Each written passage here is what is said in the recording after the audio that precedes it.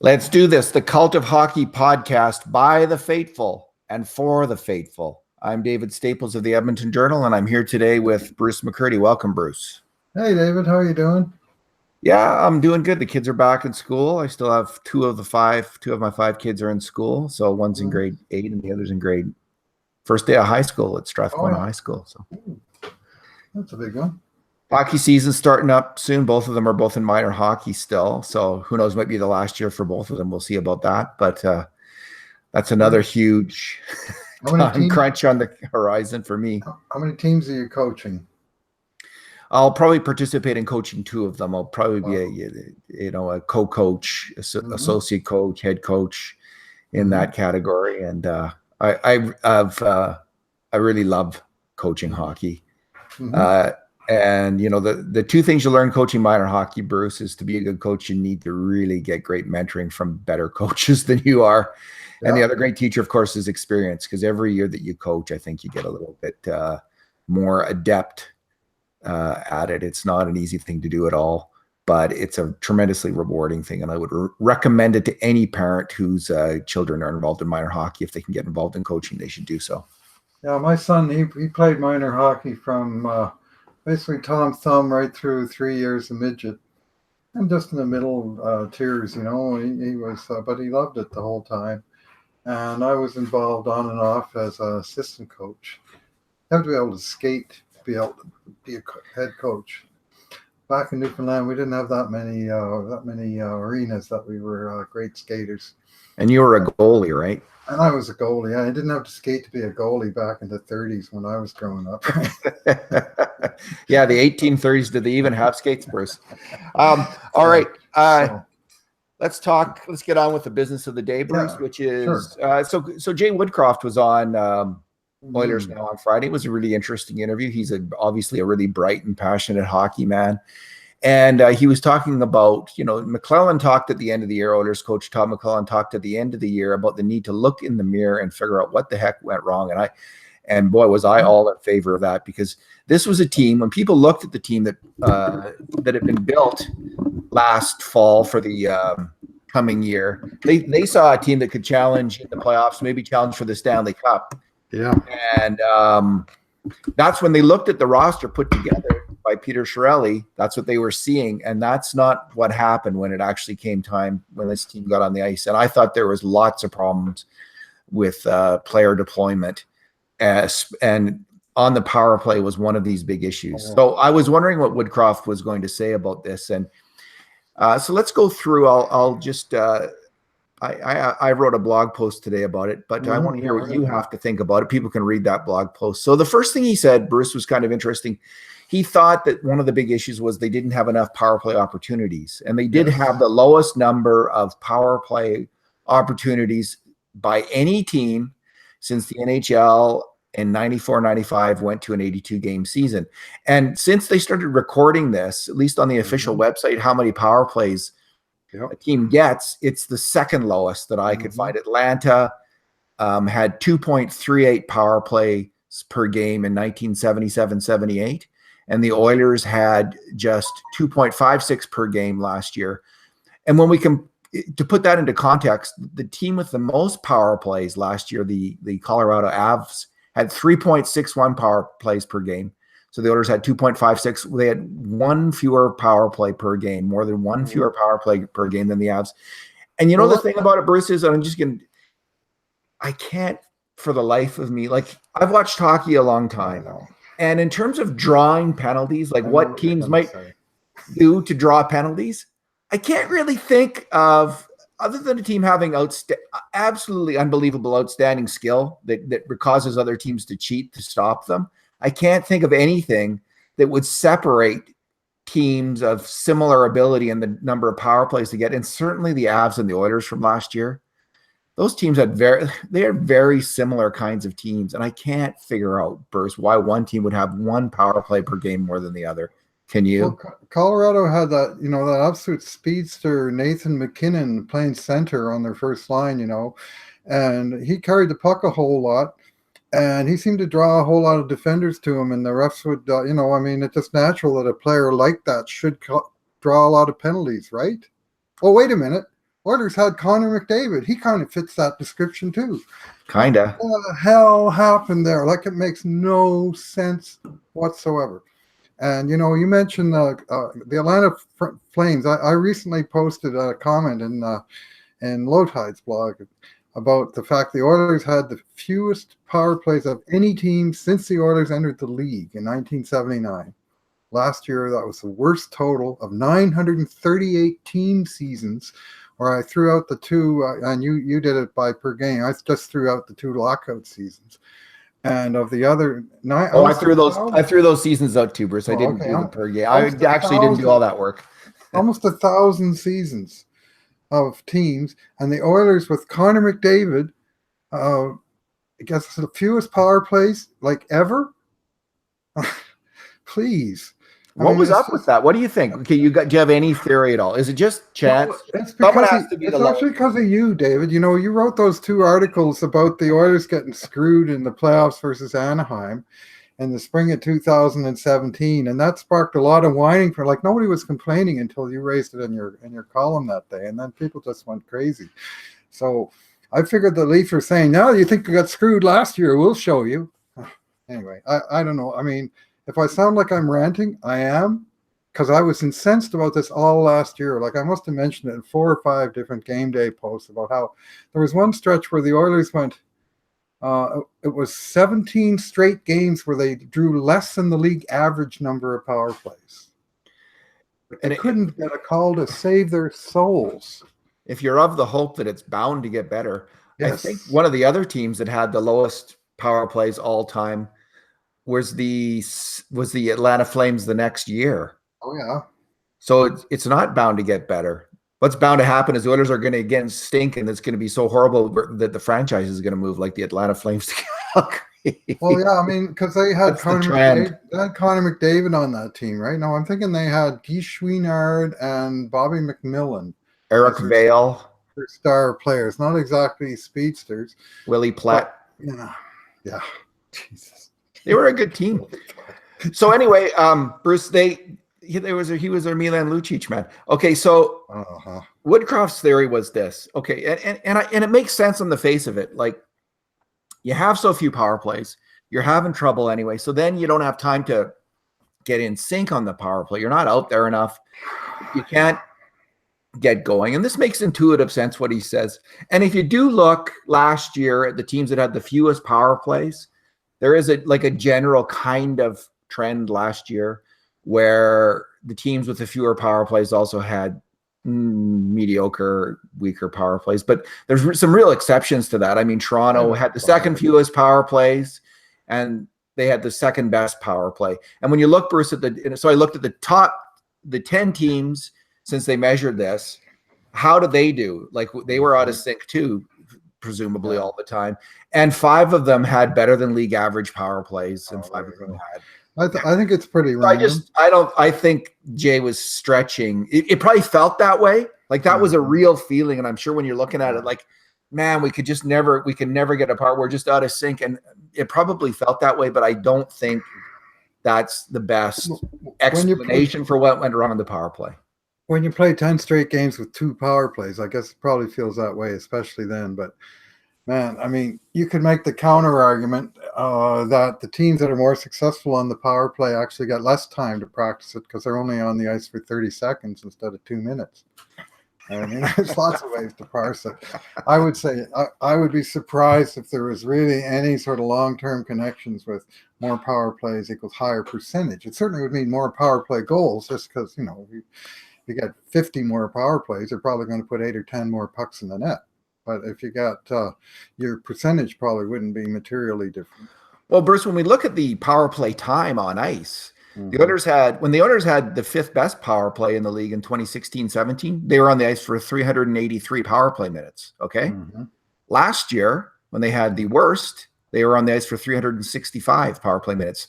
Yeah. So only 18 minutes, just negligible amount of difference in terms of power play time. So that's another thing that makes you think, well, that's probably, you know, they seem to be in sync in 2016-17 when they only had a few more minutes on the power play than they did last year. So again, they had more. They had 20 more power play goals.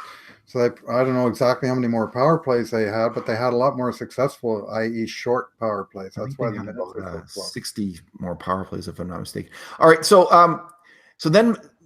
we're not buying that as a No. reasonable thing for what went wrong with the power play. So the second thing was this Woodcroft was saying, and he was pointing out that he seemed to be suggesting there was some bad luck, and this, I think, when you look at the shooting percentage, this is borne out. But he was saying that when you look at how the Oilers did in terms of gaining the zone, advancing out of the defensive zone, moving up the ice, they were one of the best teams in the league. And when you look at things like shots and scoring chances, they were above league average in terms of the NHL and the power play last year. So he was arguing there was a lot of process things going right, but they didn't finish off very well. And again, so I think that other people have pointed to the shooting percentage being low for the Oilers on that power play. But here's one thing that I would point out. We track scoring chances of the Cult of Hockey. We break them down into grade A and grade B scoring chances on a per minute basis. The Oilers did have slightly more chances overall last year than they did the year before. So last year, when the power play was so bad, they had just a fraction more scoring chances than they did overall when the power play was good the year before. But there was a major difference, Bruce, and this was in the quality of the scoring chances. In the year when the Oilers were really good, they averaged 1.3 grade A scoring chances per 2-minute power play, 1.3. Last year, when the power play was bad, they averaged 1.08. And to me, that's significant.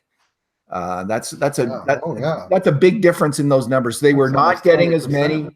They were not getting as many as the very best scoring chances. They weren't able to manufacture as many of them on a rate basis as they were the year before. And that's honestly what I kind of saw when I was watching. And if someone was asked me intuitively what I thought was the problem was, well, they're not getting great scoring chances because they don't have anyone feeding they're not getting one-timers off the half wall and as much. And that's your problem. You haven't figured out how to do that. You're taking more shots, but they're useless shots, a lot of them. So, well, a lot of them were 60-footers from the point. Yeah. And for whatever reason, they seem to be going low to high a lot last year and taking a lot of shots from the point. And I mean, Oscar Klefbom with his bad shoulder, for whatever reason, he was just bombing away for the first large part of the season, and none of those pucks was going in. I think he had one power play goal all year, Oscar Klefbom, and it was a fluke that bounced in off a guy's shin pads. And it was the plays down low, whatever, the other team was closing it down, whether they weren't respecting the point shot or the Oilers system, and I got a couple thoughts on that. It wasn't very effective. But I do know in 2016-17, the Oilers had 3 forwards with over 10 power play goals. And, of course, that was Draisaitl, Letestu, and Lucic, I think 12, 11, 10. And last year, the guy that led the team had 6 power play goals, that being, again, Draisaitl. But they had the frustration I had with the power play was that, first of all, not a frustration, but a real positive was his zone entries were so good. I mean, McDavid is just unstoppable when he roars up the ice. And, if 2 guys shadow over to take him, he's going to find somebody else on the fly on the other side of the ice, and they're going to gain the zone. And if one guy tries to shadow over to take him, forget it. He's not going to take him. So getting the zone was no problem, but then they would get in there, and it was felt to me like the Oilers system had McDavid tethered to the side wall on the right side. And he was doing this half wall stuff. And every once in a while he'd work the puck out about as far as the face-off dot. And first of all, he would never shoot from there. And that bugged me because I think once in a while they got to change up and let flies, especially when you got a shot as good as his. The odd one's going to go in the net. You're going to create a rebound, or at minimum, you're going to make the other team respect that they can't just cover the passing lanes, that you got that other thing in your, and I'd like to think he's going to do more of that, but we'll see. I'd like to see them untether him from the boards and give him a little bit of leeway to create. I mean, he does all his best work on the move. When he's flying in his zone. Now that's not a power play situation anyway, generally. So maybe he's not a natural power player to the degree that he's just a natural score off the rush guy. Yeah, he's a full court player, not a half court player. Jesus, give him some leeway to skate around in the zone a little bit more, and maybe take him off the sidewall. Maybe, I don't know, maybe put him on the left wall so you can use all those left-hand shots in the center of the ice with the one-timers. I don't see him, Bruce, as a maybe put Draisaitl on the right wall and let McDavid be not your bumper but be your rover. You know, I mean, there's lots of ideas there that surely they can use. And I thought Jay Woodcroft, for whatever reason, his ideas last year, nothing was clicking. And I'm frankly happy. I'm happy Jay Woodcroft is coaching in Bakersfield. I think he's still got a future. But I'm very happy they brought in a whole new set of assistant coaches, and Manny Viveros, I think, taking on the power play, that has a lot of potential. So when they had a good power play in 2016-17, they had 100 grade A shots off the half walls, off the left and the right circles. 100 grade A shots coming from players like Draisaitl and Letestu. Last year they had 71 from that same group of players. So a third, that's a massive decline. And they were just unable to get off good shots, one-timer shots from the half wall. They moved Draisaitl. Like at one point, he was playing left point of all positions. It was just incredibly. He was your best, most dangerous half wall shooter, and he was often in the bumper position and bumper shooter the year before. And they only by the end of the year did they figure that out. Letestu just seemed to have lost his shot overnight, his ability to get off that shot. And they never did find someone, even though they could have tried Jesse Puljujarvi there in their lost season. They never even tried him out. So Bruce, it was, and I agree with you completely. McDavid and RNH, they shouldn't be on the half walls, I don't think, because they're not great shooters from there. I'd love to see those two guys roaming around, just causing havoc with Puljujarvi and Draisaitl on the half walls, bombing away, and someone at the point. And I don't necessarily think you have to have that big blob of a guy, Lucic or someone maroon like that in front of the net. Like, you can have a successful power plays. There are successful power plays without that tactic, which rely more on movement and skill. And I'd like to see for a month even the Oilers to try a movement and skill power play where McDavid and Nugent Hopkins are behind the net on the point, in the slot, in the bumper, and Puljujarvi and Draisaitl are keying up for shots, killing it with shots, and they have someone, Clefbaum, as kind of the defensive stopper and passer distributor at the point. I'd love to see that. I think we're talking about the same idea in terms of the power play. Yes. And to me, what went wrong with the power play, they had the wrong players on the ice, and they had the wrong ideas for the players on the ice. They were in the wrong spots on the ice if they had the right guy, and then often they had the wrong guy because they stuck with, unfortunately, Lucic and Letestu weren't fast enough to retrieve pucks, and they weren't fast enough to get off good shots. Neither of them, I don't think, should have been on the power play. I'm very skeptical about Lucic on the power play this year, honestly. I don't think he earned it, and I'd rather see them go with a skilled power play. I certainly understand starting the season with him after what they had done the previous year, but after 20 or 25 games of going nowhere, maybe you should change something up. But it seemed like right up till they traded Letestu, and Lucic finally kind of got a diminished role down very late in the season. But even then, Puljujarvi, no sign of him on the first unit. They went with Strome. And I was puzzled, frankly, by a few things, and not just power play, but a few learning opportunities that were kind of wasted in a season that was clearly going nowhere by about January the 15th. To not put JP on the power play as one example. And I mean, they did do some things, like they gave Ethan Bear a good look down the stretch, but there was so much more they could have done with young players. And last year I think the coaching staff as a whole had a very disappointing season. We're in the same boat there, Bruce. Let's talk about the prospects now. And you know what? They replaced most of the coaches except for McClellan. So a price was paid on a certain through the coaching staff. And I that's what gives me hope is Viveros and Trent Yanni and other people moving in, and Gulutzin moving in as the assistant coaches. And a new challenge for Todd McClellan. Like, instead of having the echo chamber, like, he's got a new staff. I mean, it's for him. I think it's the biggest challenge of his career this season, to to weave together all the new talented coaches that he's got in his room, including his own talent, and find the right mix of new and old. And I think because he had the same staff for 6 years, the last three in San Jose and three here, and I think they were just starting to maybe agree with one another too much about, well, Lucic is our man in front. We'll start there, and then we'll, Yeah, that's how you run a than- power play. You got to have that big. But they never had a big net front guy in San Jose, did they? They never had that equivalent maroon Lucic player, or maybe they did. Maybe it was Ryan Clough.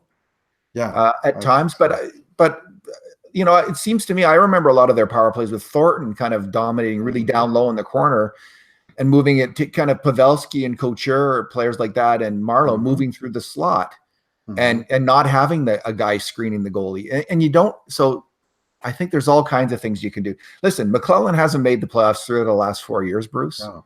Bloody right. So he's got a huge challenge. 4 out of 5.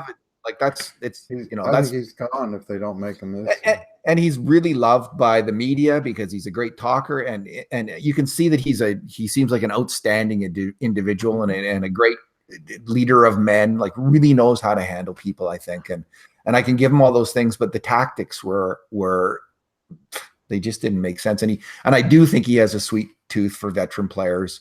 He sticks with them too long, and that's partly why Letestu and Lucic, theoretically they were earning it somehow. I didn't see how they were earning it last year with their play at even strength, and he didn't go with Puljujarvi, but hopefully they get it right body in front of the net. Here's an idea for you. Puljujarvi, Draisaitl.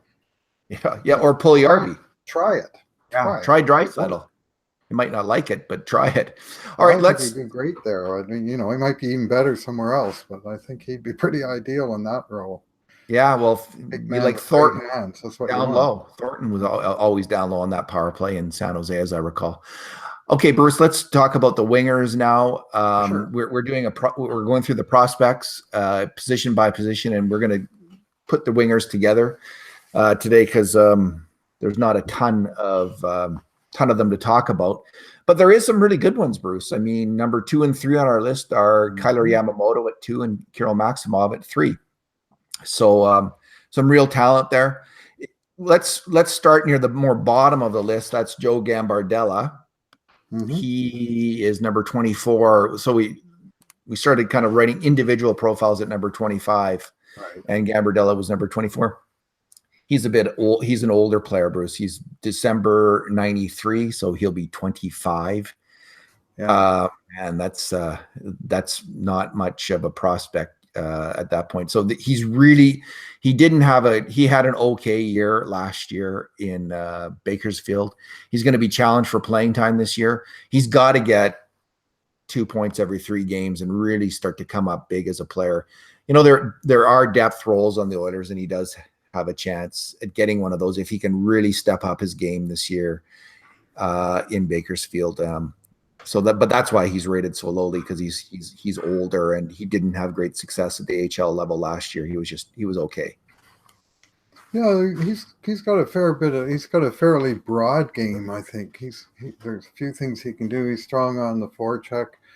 You saw him more than me. Was he a penalty killer of note down there?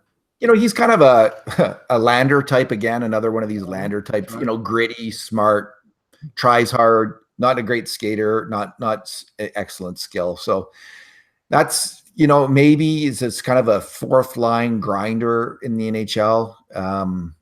He can make a go of it. He's not a bad AHL player. I could see him getting 40 or 50 points there this year, but which kind of puts you in the running for an NHL job.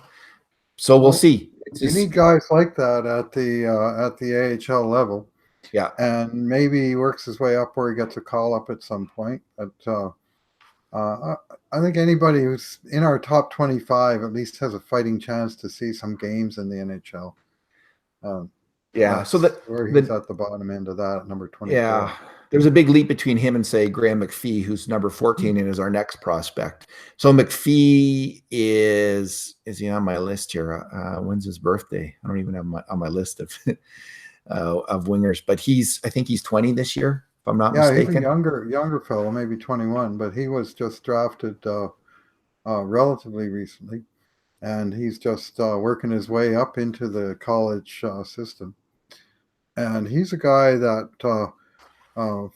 for those of us who got out to development camp, which included you and it included Matt Mosewich, and we all seemed to take a liking to that guy and what he brought. Like to me, he did something that caught my eye 4 days out of 4. And usually it was just whether it was a drill and just the grinding nature of him, or um, you can see he's the son of an NHL player. He's that Dave And Lumley type, eh? yeah, Kind of that hmm somewhat skilled, really pesky, kind of dirty, gritty, yep, yep, nasty. yep, He had a lot going on in his game. I really liked his game. And hmm did he ever stand out in that 4-on-4 game that I saw? He really, I mean, of all the guys, like, there's all these players out there and lots of them with fairly decent reputations, but he's right. the one that the dark horse that stood out as a wow, this guy kind of, there's something about him that says NHL game. Yeah, And it's yes, that smarts, those hockey smarts, where you can make a play, but he's really kind of, he's dirty and he's aggressive. And a lot hmm of NHL players have made a living with skilled, dirty, and aggressive, Bruce. yeah, yeah. And I suggest he's probably more of a 5-on-5 player than a 4-on-4. But Yeah. he did things to stand out. Now you had him ranked highest of our group of 5. You had him at number 11. And he went ranked between 11 and 18 on our group overall, averaged in at number 14. So a player to watch, but from a distance. He's drafted in college. He's probably at least 2 years away from turning pro, but there's hope there. So our next one, number 11, Ostap Safin. There was a guy who's we had him very tightly bunched between 10 and 13, the 5 of us, and there's lots to like in that player as well. It's huge. I saw him play. He got called up to Bakersfield, I think, for about 9 games at the end of the year, if I'm not mistaken, 9 or 10 games. And he really didn't look great. And he didn't look Mm-hmm. great, I didn't think, in that prospects game either. He has the ability. So he's 6'5", Mm-hmm. 191. Yep. He can really dangle with the puck. He can really move the puck. And he did that a couple times in the prospects games. And he did that a couple times in Bakersfield.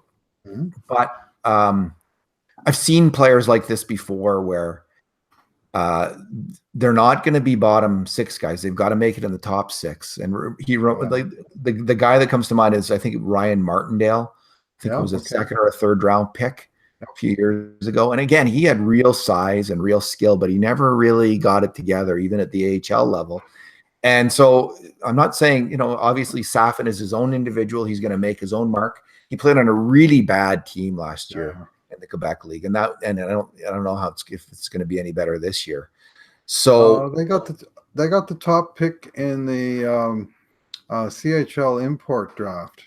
They got the number 1 guy, and he's a guy that played in the Ivan Hlinka. I can't remember his name offhand. He's a Slovakian kid, and good chance he and Safin wind up playing on the same line, I think.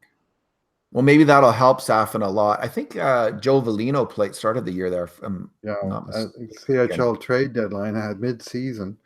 All the weak teams trade their best players, and so he's got a lot of offensive talent. He could make it.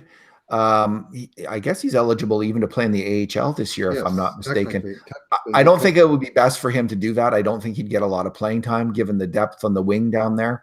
Mm-hmm. So I think he should go back to the queue and see how he does. I mean, the guy can skate and handle the puck. He's got size, so there could be an NHL player there. But again, he's in that, like McPhee, there's a possibility, but there's not a great possibility of him being an NHL player. Because he was drafted out of Europe, and he came into the CHL's import draft, which is always a few days after the NHL draft, and I'm sure they do it on that order for a reason. But because he came out of Europe, drafted that way, even though he played in the CHL last year, he is exempt from that rule that says he would have to be returned to his CHL team. He could go back to he could go down to the AHL. It is an option. I agree with you. I don't think it's the right option for that player. I think he's one that's going to need time to mature. There's no reason to rush him into his entry-level contract because it's probably going to take better part of those 3 years. to cure him into a proper North American pro. He does have one thing he has in addition to the size and the decent hands is speed.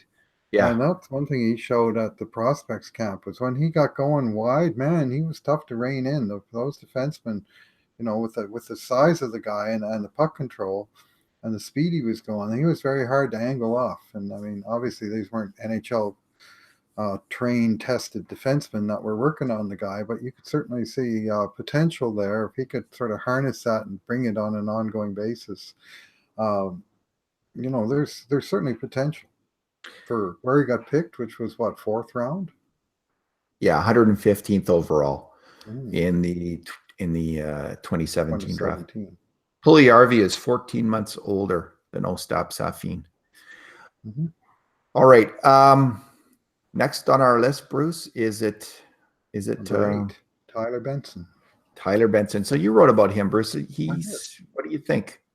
Well, he dropped down our rankings. We had him at number 2 last year, and number 3 the year before, and then this year he fell all the way to number 8. And I guess we're kind of all in a show me state. And last year I was expecting him to take a big step forward that really didn't happen. Like, he was healthy, which was number 1 on the list. Have a healthy season, and he did. So that's good.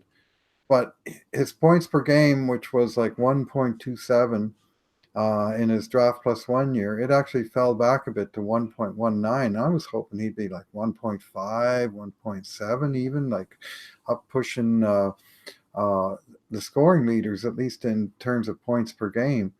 But he wasn't really there. And I think he's still sort of, even though he was healthy enough to play all the games, I think he's still kind of getting stronger. And I expect him this year still to take a step. But as mentioned, he's in the show me territory. And I guess the best place for him to show us is probably Bakersfield. I think it's a long time since we had a talented young drafted forward who was so obviously ready to turn pro in the minors as opposed to being rushed right into the majors even at age 18 like so many of the Oilers draft picks. Here's a guy that he needs some seasoning, but he's just 20 now.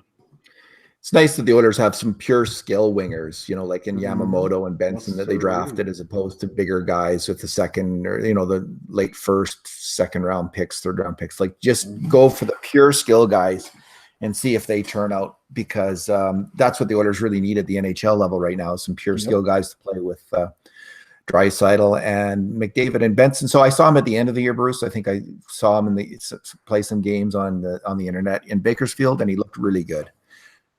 He has great on ice vision. He can really pass the puck. He can really see players. He can hold players. He's not super fast. He is not. He's got a good shot. He's good with the puck. He can protect the puck. He works hard.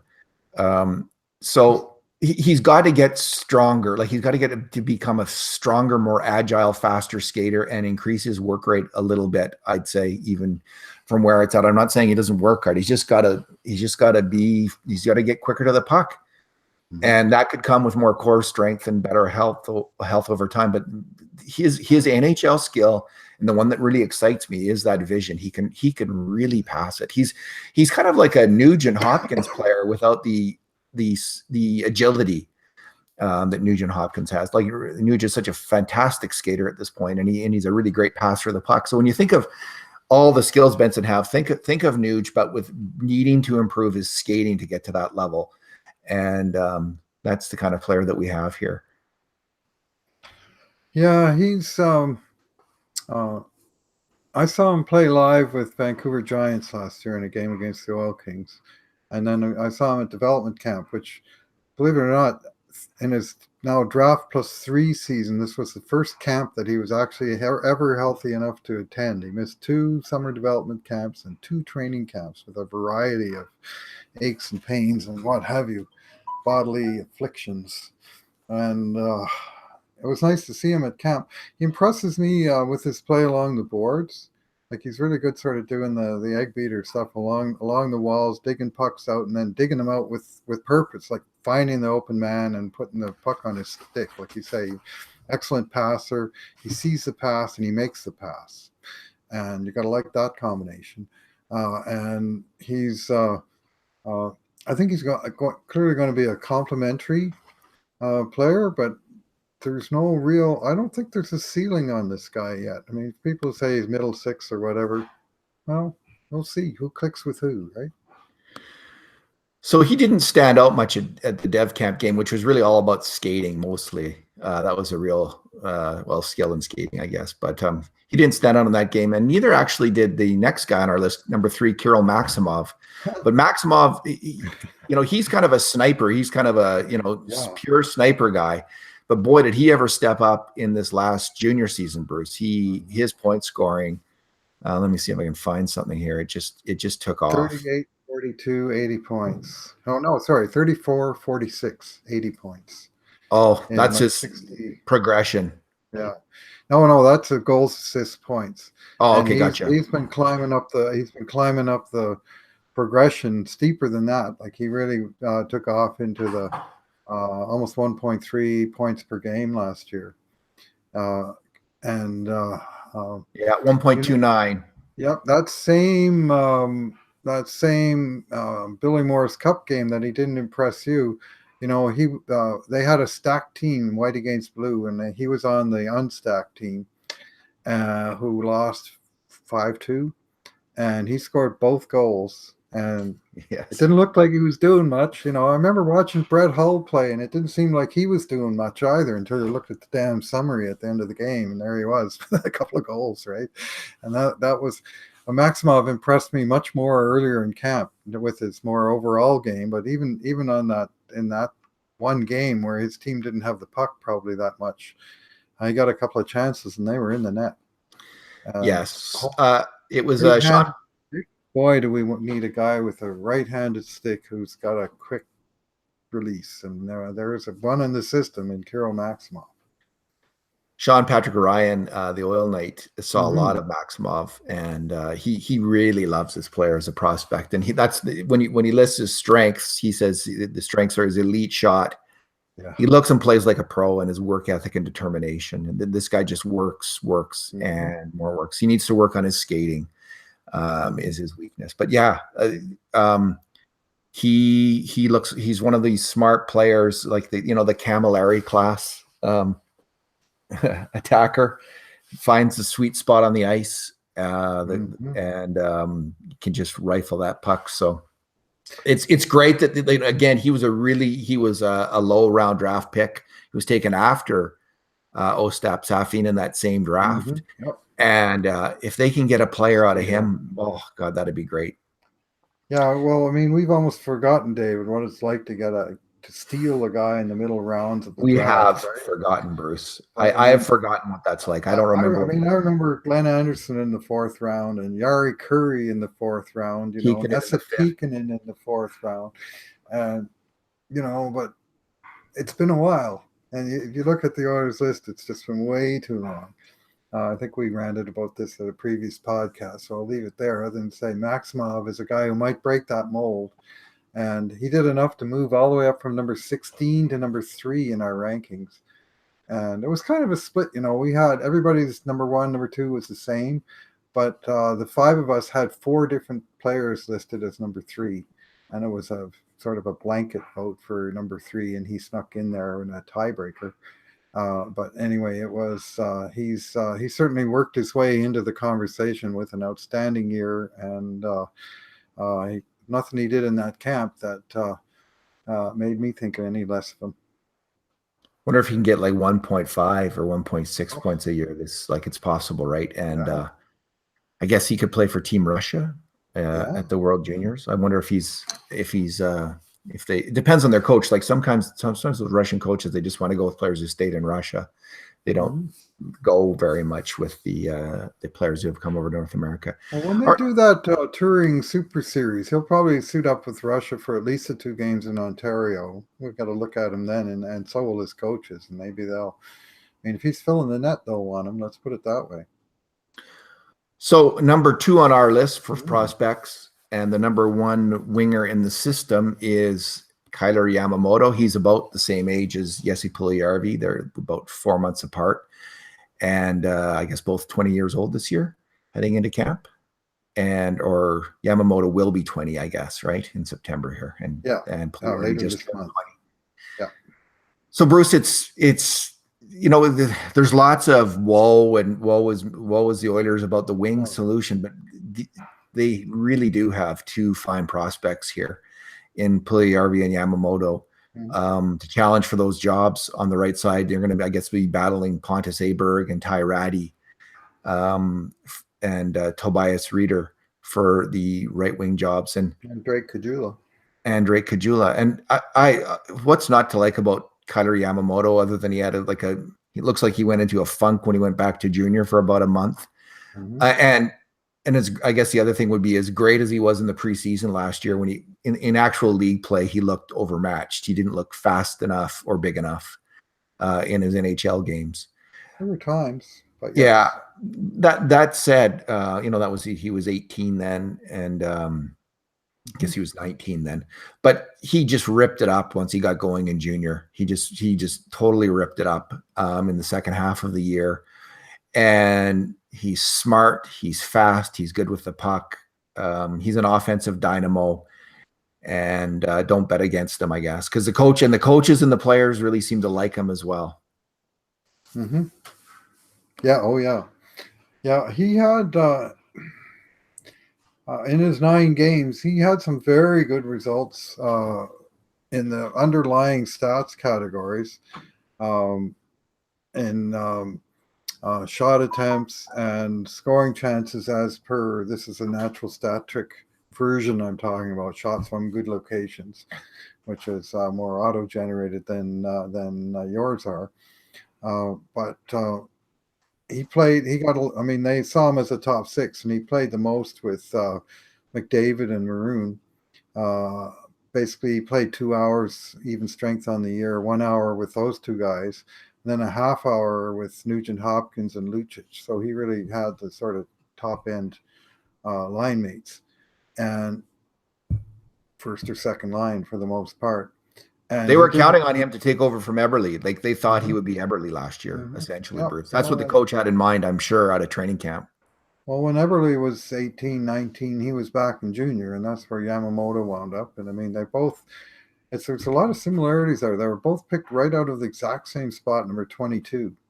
And it's a very rare guy that goes from in the 20s. And, you talk about first round picks jump into the NHL. Well, usually they're top 5 or top 10 picks, right? And it's not very often. I mean, once in a while you get a David Pasternak who comes along, and even he needed half a season in the AHL, before he came up, and clearly he's an exceptional talent. We can only hope that Yamamoto is that good. But he's a wee little guy. But you look around the NHL and you see guys like Mitch Marner and what's his name in Calgary there, Johnny, what's his name? Oh, yeah, that guy, Johnny Goodrow. And some of these guys are, pretty tiny and yet pretty deadly players. And Tampa Bay has had a run of these guys for 15 years now since they took Marty St. Louis and gave him a shot. And there's room for the right tiny guy in the NHL. They can not just survive but thrive in the NHL, and I'm hopeful that Kyler Yamamoto is going to be one of those guys. I think that out of training camp, we'll see what happens. I think Puljujarvi was a decent NHL player last year, 2-way player, not great. The Oilers didn't have much of anything on the wing going much except for Maroon last year, and he kind of left on a sour note on a kind of a 10-game skid before he got traded. Right. But I think Puljujarvi definitely makes the team, and I think he should be. I mean, if they're going to put Puljujarvi on the third line and tell him, okay, you carry the mail, you be the man, you build up your confidence, you carry the puck, I'm okay with that. I really think, though, he'd be great on a line with Draisaitl and Reeder, and I'd like to see that line. But Yamamoto could get on the top line. Not out of training camp, I don't think. I think he really should go and needs to go to Bakersfield based on what his results last year. Go to Bakersfield, dominate down there. See if you can dominate down there. It's not going to hurt you to go there for 2 months. If you can dominate there, get a point a game, there might be a spot for you on the top line if Ty Ratty doesn't pan out with McDavid and RNH. But let's see you first. Go to Bakersfield, kick butt down there.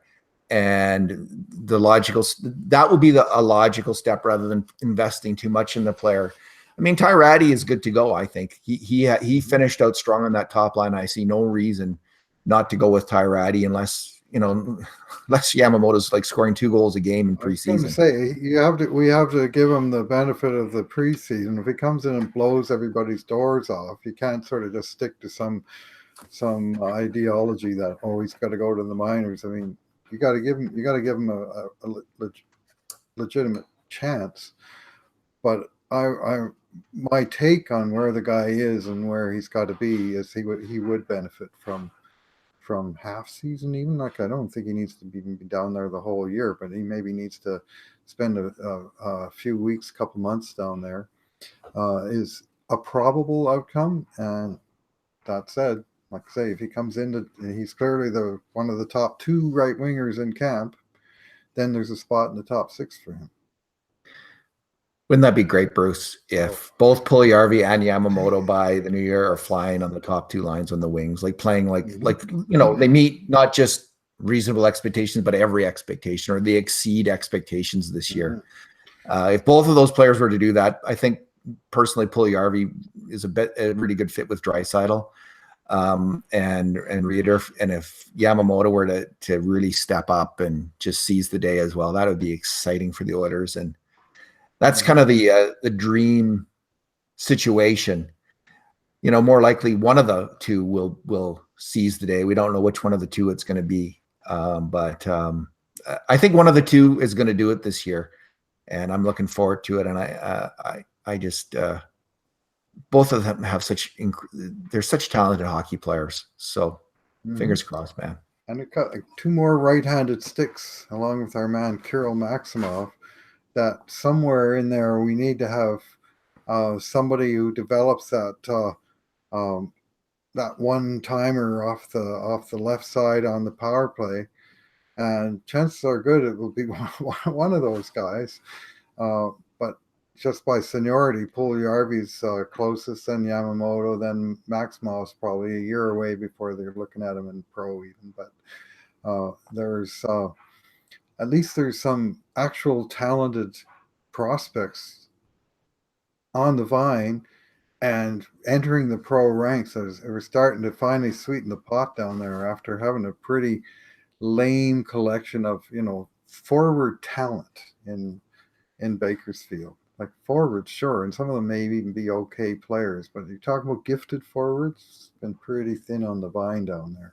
Of course, the Oilers have traded away their best winger every season for the last 3 years, and Taylor Hall, Jordan Eberle, and not necessarily their best, and Patrick Maroon. So that's why there is a bit of an issue on the wing, and I think I would be remiss for not pointing that out, because a lot of fans are sitting there like, oh, these guys are that Staples. He's always so positive or optimistic, but man, Chiarelli's dug a deep hole, and that is true. Taylor Hall, Jordan Eberle, and Maroon are all sorely missed on the wing, and they now need either like this class of Ratty, Aberg, that kind of player to step up, Reeder, or they need one of these young guys to fulfill his potential this year. I think one of them might save Chiarelli's bacon. One or 2 of them might just save Chiarelli's bacon, Bruce. How about that? So, well, somebody needs to, or not, or his bacon won't get saved. Well, that's the choice, yeah. But he's, I mean, some of these bets that he's made in young players are got to start paying off. Simple as that. So. Alrighty, well, we'll leave it there, and we'll talk about the. I guess we'll talk about the defensemen. Some of the defense. Well, I think we're going to break the defensemen into right and left defense. We might have to. There's 11 bloody defensemen in the top 25. There you go. 7 righties. You want to talk about Chiarelli? If there's one thing that he's fixed, and we'll talk about that next time, it's depth of prospects at right defense. The rightorium. Yeah, you got the rightorium going on. All right, so I guess one of the rookies in town, man. When do they get? Well, they're playing games on the 11th against the Nate and McEwen All-Stars, whatever that is, and then they're playing the Calgary Flames rookies in Red Deer on the 12th. All right, so we'll be back. Hopefully, we'll be back in the next day or two when Darnell Nurse signs. When and if Darnell Nurse signs, Yes, I know some people. I heard Frank Saravalli saying, like, what's going on there? Why haven't they signed him yet? And Low Tide was telling us all to be patient today, and I'm in the Low Tide camp on this one. Like, the season. Apparently, he's coming. He's in town, or he's on his way to town today. No, he's in town, Bruce. There was a picture of him on the ice in Edmonton with McDavid. So. Okay. Talk about his agent's probably thinking, why are you screwing our bargaining position by doing that? Although I don't think that makes any difference. But I think Nurse gives every indication of wanting to be ready to go and good to go at the start of the year and ready to sign it. Yeah, I think Winnipeg signed Wheeler today. And that maybe now that sort of big deal is behind them, now they can turn their attention to Morrissey. And Morrissey's on that short list with Theodore and Nurse. And with Hannafin, who was the first of the four sort of defense free agents, restricted free agents to sign late last week. And I'm actually kind of surprised they didn't just go bam, bam, bam, bam, 1, 2, 3, 4. But if Morrissey signs, and that's all the comparables you're going to need. I hope that Jose Theodore, Bruce, gets every cent that he's worth. And I think he should wait till Christmas. Just to make sure, Jose Theodore. Shea Theodore should wait until Christmas, just to make sure he's getting every last dollar he can out of the Las Vegas Golden Knights or whatever they're called. And how would that work for you too? As long as it's him doing it and not Darnell Nurse in Edmonton, because we got to get the team together and going here. This week, it's got to happen this week. Got to. Okay, what day? What's your prediction? Tomorrow, Wednesday. It's coming. Okay. It's coming. All righty. Thanks, Bruce. Thanks for talking. All right. Thanks for listening, everyone. And in the meantime and in between times, this has been another edition of the Cult of Hockey podcast.